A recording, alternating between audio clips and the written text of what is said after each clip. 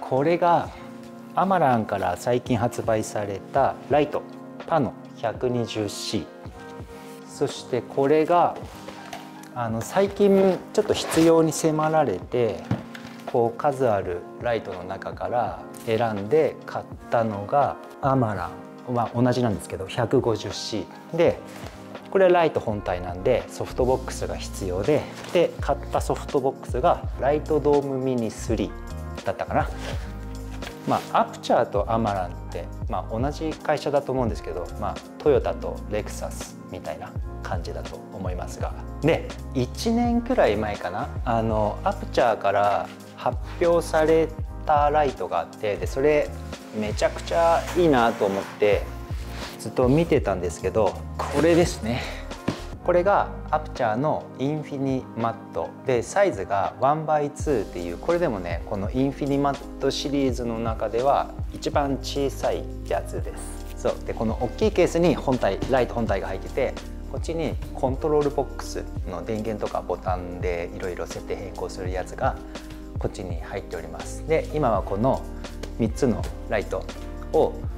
時と状況に応じて使い分けているという感じです。パノ 120C は本当ね、この16インチ17インチのラップトップを入れるケースくらいの大きさのバッグの中に、でもライト本体とソフトボックス、ディフューザー、グリッド、電源もう全部入ってるっていうね、素晴らしい。ちなみにここはねポケットになってるかと思いきや、そういうデザインです。こっちがライト本体で、こっちにいろいろ電源とか入っております。ちょっと全部出そうか。でこれがライト本体で、これがディフューザー、電源コード2、これがソフトボックスとグリッドですね。でこれがねアマランエース E ロッククイックリリースっていうものらしく、なんかねワンタッチでこの下のところにつけることができるようになっております。でここはライトスタンドにさせるようになってますんで、これはね非常に楽ですね。そしたら基本的に僕の場合だとこのソフトボックスを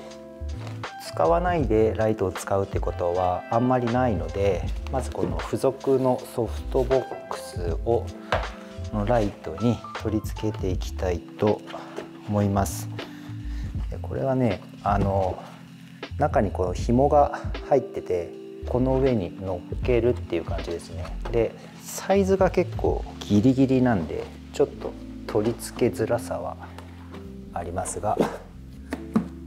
よしはまったかな。で横にこの、伸びるゴム状のものとマジックテープみたいなのがついてるんで、これを伸ばして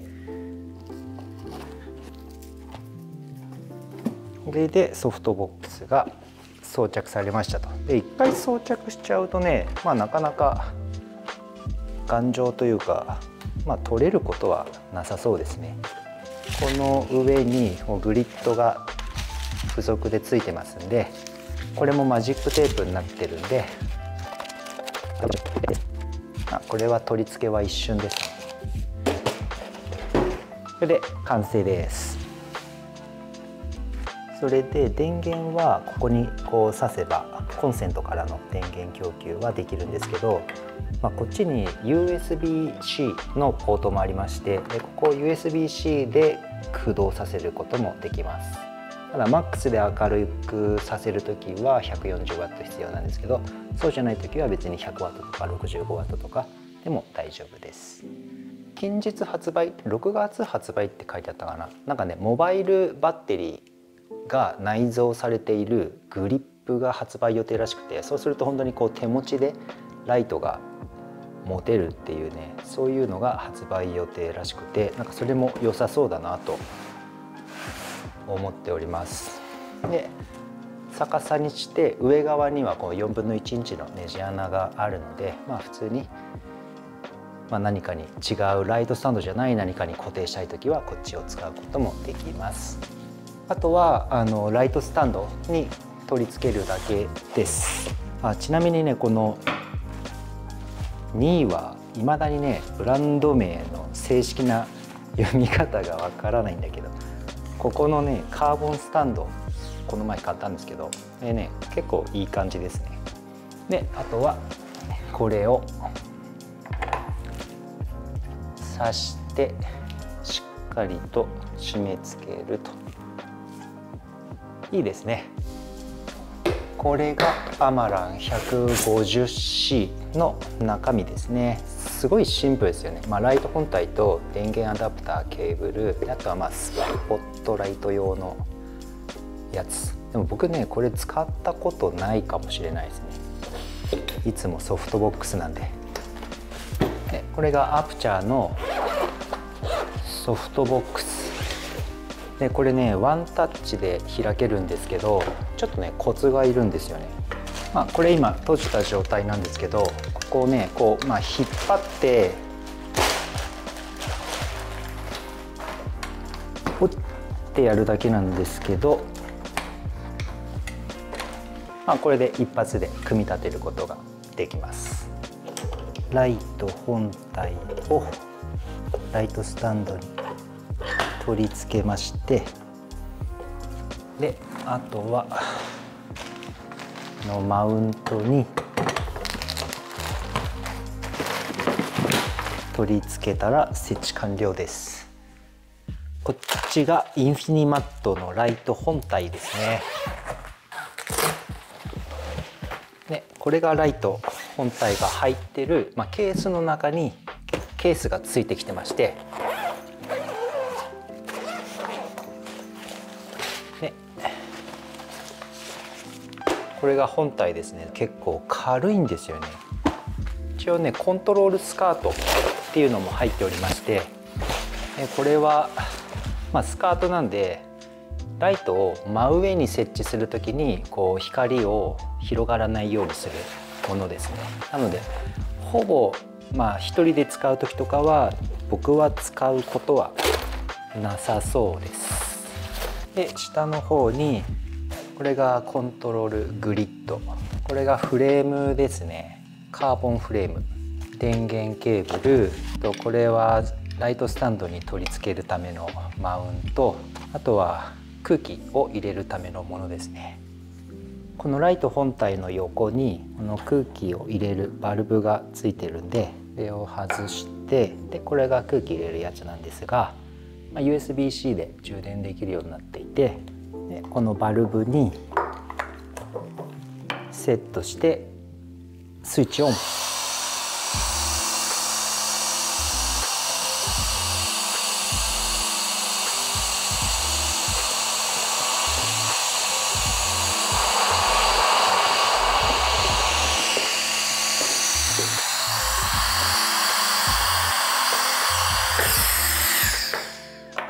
これで空気入りましたんで、バルブを閉めて、これで準備は整った感じですね。でちなみにこのノズルを外して反対側につけると、今度空気を抜くこともできるので、ここ押すだけでも別にいいんですけど、これをセットして電源入れるとあっという間に空気抜けます。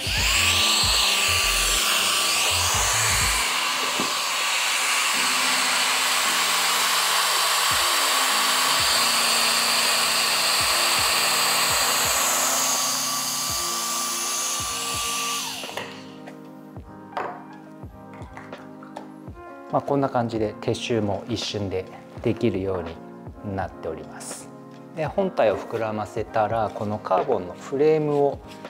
取り付ける必要がありまして、こう足が広がるので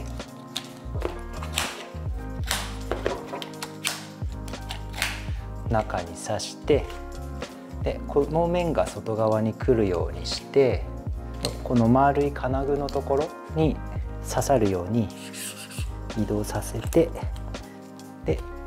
なるべくこれがテンションかかるようにですね、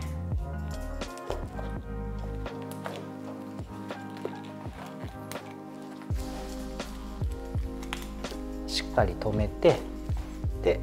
あとはこれが付属されてるのでライトスタンドに挿すやつで、これもね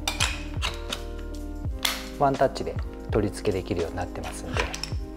着脱が簡単になってます。そしたらあとはこれをライトスタンドに挿すだけですね。とりあえずライト本体を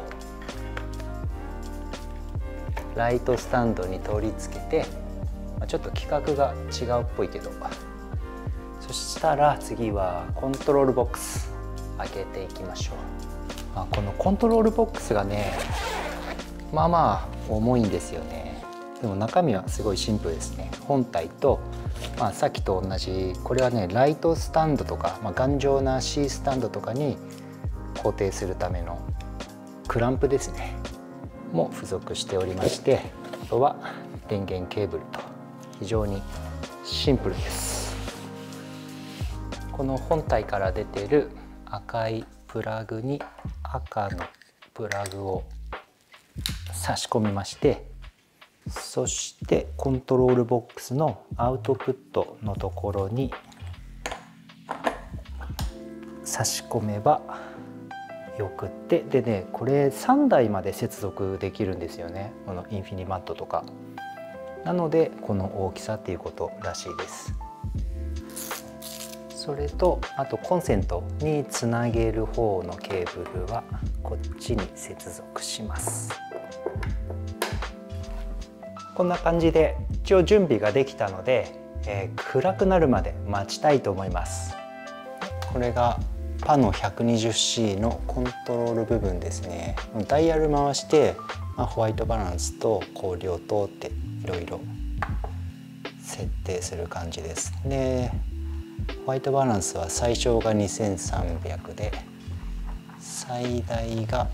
こっちは1万までいくんですね。でこっちももちろんフルカラーでいけますので、いろんな色を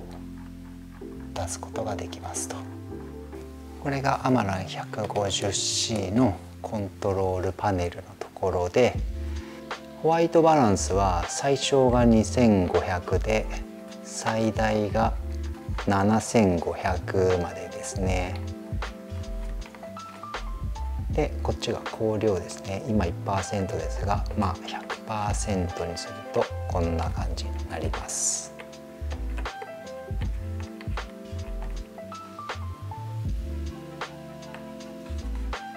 で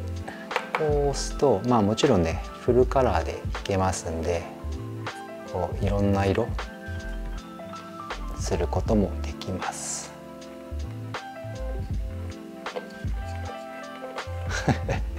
すごい色ですけどね。サチュレーションも 100% とか。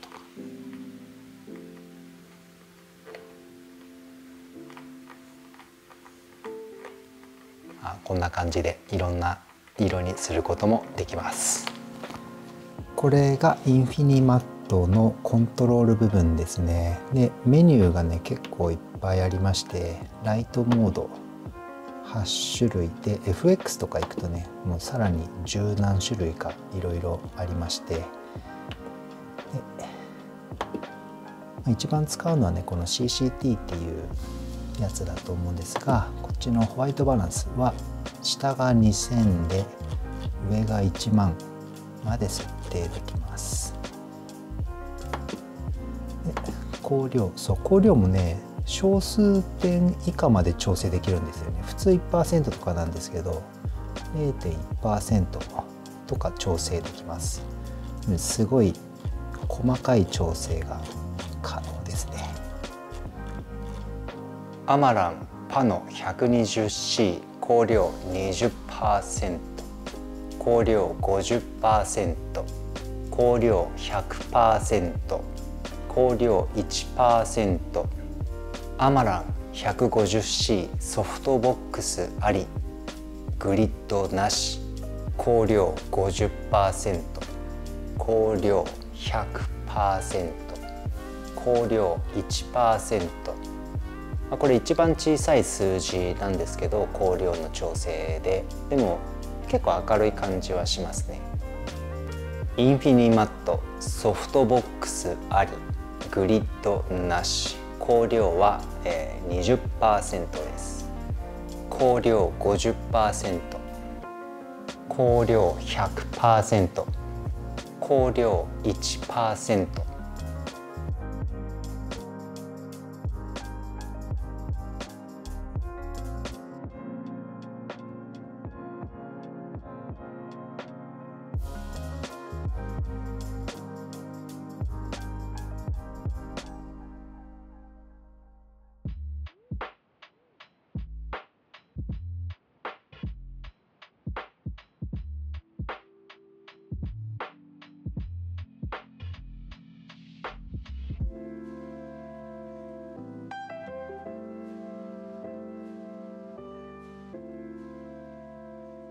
ちなみに 0.1% だとね、こんな感じですね。ちょっと分かりやすいようにライトつけてますけど、